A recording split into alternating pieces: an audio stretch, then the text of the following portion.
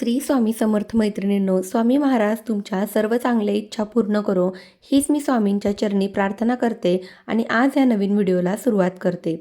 20 मार्चला शुक्रवारी आहे आपल्या स्वामींचा प्रकट दिन, स्वामी समर्थ यांची जयंती.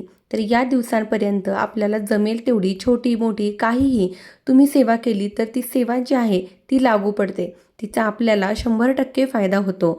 फक्त ही सेवा मन लावून करायची आहे. सेवा तुम्ही किती वेळ करता यापेक्षा तुम्ही किती मन लावून सेवा करता याला जास्त महत्त्व आहे. तर बघा, आपल्या सर्व स्वामी भक्तांसाठी स्वामी समर्थ जयंती, स्वामी समर्थांचा प्रकट दिन हा अत्यंत महत्त्वाचा दिवस आहे. दिवाळी असते या दिवशी आपल्यासाठी. म्हणजे या दिवसामुळे आज महाराज आपल्याला लाभलेले आहेत आणि खरंच सेवा करण्यासाठी खूप मोठा चान्स आपल्याला मिळालेला आहे. तर स्वामींचा प्रगट दिनांपर्यंत तुम्हाला जमेल तेवढी सेवा करा. सेवा तुम्ही कोणती कोणती करू शकता, काय काय करू शकता, ही सगळी माहिती मी तुम्हाला देणार आहे. स्वामी आपल्याला पाहिजे ते सगळं देतात आणि स्वामींना माहिती की कोणाला काय द्यायचं आहे. आपण मागण्यापेक्षा तुम्ही फक्त अगदी निरागस मनाने तुम्ही त्यांची सेवा करा.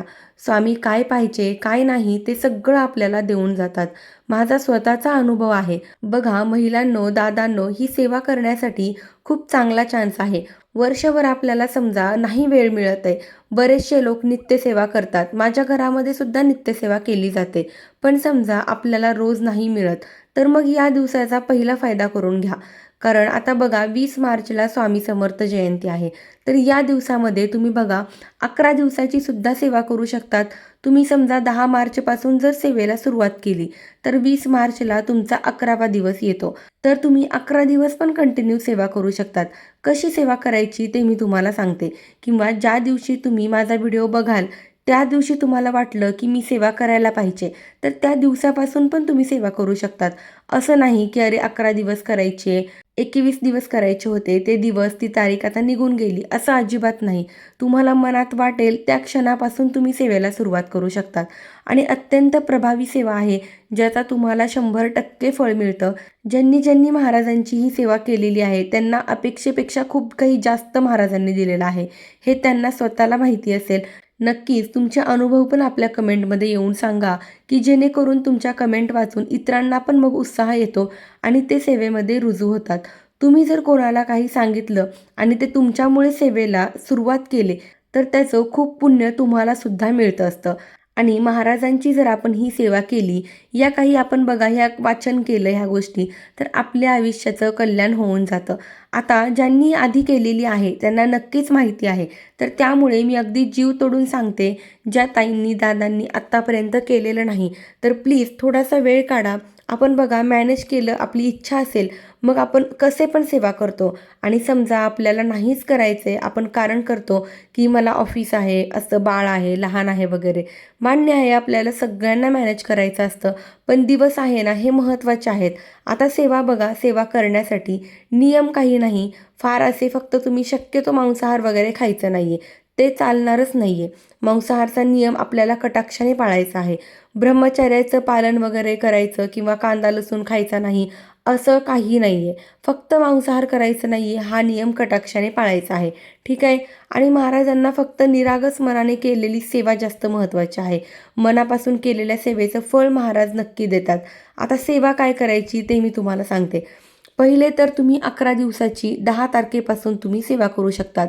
10 मार्च ते 20 मार्च किंवा नाही वेळ मिळत आहे तुम्हाला, जमेल तशी जेवढे दिवस जमेल तेवढे दिवस तुम्ही सेवा करा. सगळ्यात पहिले म्हणजे तुम्हाला बघा 11 माळ श्री स्वामी समर्थ मंत्र जप करायचा आहे. त्यानंतर एक वेळेस तुम्हाला तारक मंत्र म्हणायचा आहे आणि एकदा दिवसात तुम्हाला स्वामी चरित्र सारामृत या ग्रंथाचं पारायण करायचं आहे.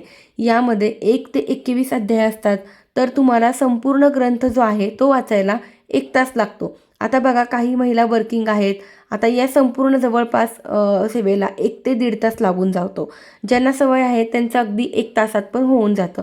पण ठीक आहे, आता तुम्हाला समजा वेळ नाही पण सेवा करण्याची इच्छा आहे, कमीत कमी तुम्ही रोज 11 माळ जप करा, एक वेळेस तारक मंत्र आणि मग तुम्ही श्री स्वामी समर्थ जयंतीपर्यंत जेवढे तुमचे पारायण पूर्ण होतील, समजा तुम्हाला 2 दिवसात 1 पारायण होतं किंवा 3 दिवसात 1 होतंय, तसं सुद्धा चालेल. तुम्ही तसं वाचा. समजा 21 अध्याय आहेत, स्वामी चरित्र सारामृताचे. तर हे 21 अध्याय म्हणजे एक पारायण असतं. तर तुम्हाला रोज एक पूर्ण वाचणं शक्य नाही आहे. तर समजा तुम्ही 7 आज वाचले अध्याय, 7 उद्या वाचले अध्याय, 7 परवा वाचले, असं केलं तरीसुद्धा चालेल. म्हणजे हे झालं 3 दिवसाचं एक पारायण. मग वापस तुम्ही 4थ्या दिवशी अजून 1 ते 7, नंतर 5व्या दिवशी 7 ते 14 असं चालू ठेवा. जर तुम्हाला एका दिवशी एक पारायण होत नसेल, तर मग हे असं करा. आणि होत असेल तर तुम्ही रोजच्या रोज पूर्ण पारायण 11 दिवशी 11 पारायण म्हणजे 11 दिवसात 11 पारायण करा. पण जेवढे जास्तीत जास्त पाठ स्वामी समर्थ जयंतीपर्यंत होतील तेवढे चांगले. पण रोज 11 माळी जप, श्री स्वामी समर्थ मंत्राचा जप करा आणि तारक मंत्र. हे तर तुम्ही एवढं कमीत कमी ही सेवा तुमच्याकडून झालीच पाहिजे. आता ज्यांना कंटिन्यू 11 दिवस करायचे आहे त्यांनी 11 पारायण म्हणजे रोज एक एक पारायण करा, की जेणेकरून जयंतीपर्यंत तुमचे बरोबर तिथे 11 पारायण जे आहे ते पूर्ण होतील. अत्यंत महत्त्वाची सेवा आहे. बघा, 11 पारायण महाराज तुमच्याकडून करून घेणार आहे आणि याचं फळ आहे ना तुम्हाला 100% मिळेल. समजा स्त्रिया हे पारायण करतायत, मासिक धर्म आला ते 3-4 दिवस तुम्ही स्किप करा. त्यावेळेस तुम्ही मोबाईलवर वगैरे कंटिन्यू तुम्ही स्वामींचा तारक मंत्र ऐका, नामजप ऐका, चालेल. पण करा.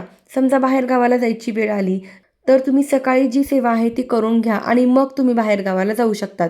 महत्त्वाचं म्हणजे संकल्पयुक्त सेवा तुम्ही करतात तेव्हा ती घरातच करायची असते आणि सेवा सुरू करण्यासाठी फार असं काही नाही आहे.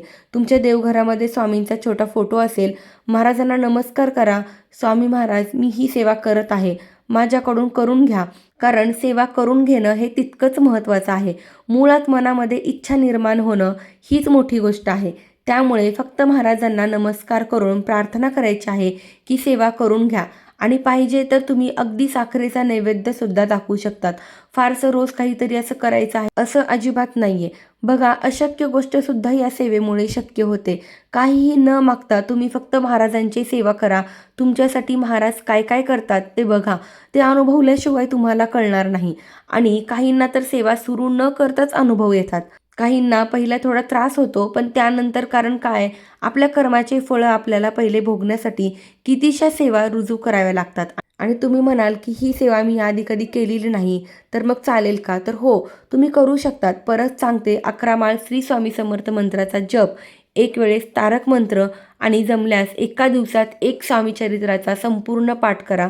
नाही जमत आहे तुम्ही 7-7-7 असे 3 दिवसात करा. तुम्ही रोज 3-3 अध्याय वाचा, ते 7 दिवसात होईल. पण स्वामी समर्थ महाराज जयंतीपर्यंत तुम्हाला जेवढे जास्त जमतील तेवढे तुम्हाला पाठ करायचे आहेत. अत्यंत महत्त्वाची सेवा आहे. परत मी तुम्हाला विनंती करते आणि बघा, स्वामी चरित्र सारामृत जपमाळ तुमच्याकडे नसेल, जवळपास कुठे मिळालं तर नक्की घ्या, केंद्रामध्ये मिळून जाईल. फक्त सेवा करा. समजा जपमाळ पण नाहीये, तुम्ही बोटावर केलं तरीसुद्धा चालेल. आणि स्वामी चरित्र सारामृत पण तुम्हाला ऑनलाईन श्री गुरुपीठ ॲप आहे ना, तर त्याच्यावर सुद्धा मिळून जाईल. पण ग्रंथ आपल्याकडे असावा, कारण ग्रंथामधून वाचलं की त्याच्याकडे आपलं जास्त लक्ष जातं. तर त्यामुळे आणि बघा, आता जर तुम्ही यावर्षी सेवा केली तर पुढच्या वर्षी तुम्ही न सांगता सेवा कराल आणि अजून तुम्ही 2 जणांना सांगाल की ही सेवा करून बघ, खूप छान प्रभावी आहे, अत्यंत आनंद देणारी ही सेवा आहे. बघा, हा दिवस खूप महत्त्वाचा आहे. जमेल तेव्हा जमेल तेवढी तुम्ही सेवा नक्की करा. जास्तीत जास्त सेवा आपल्याकडून होऊ द्या. महाराज आपल्याला कधीही असं रिकाम्या हाताने जाऊ देत नाही, एवढे एक लक्षात ठेवा.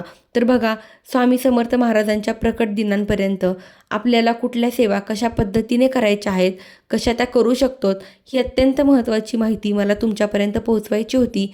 माहिती आवडली असेल तर व्हिडिओला लाईक करा, शेअर करा आणि आपल्या चॅनलवरती जर नवीन असाल तर चॅनलला सबस्क्राईब नक्की करा. धन्यवाद. श्री स्वामी समर्थ.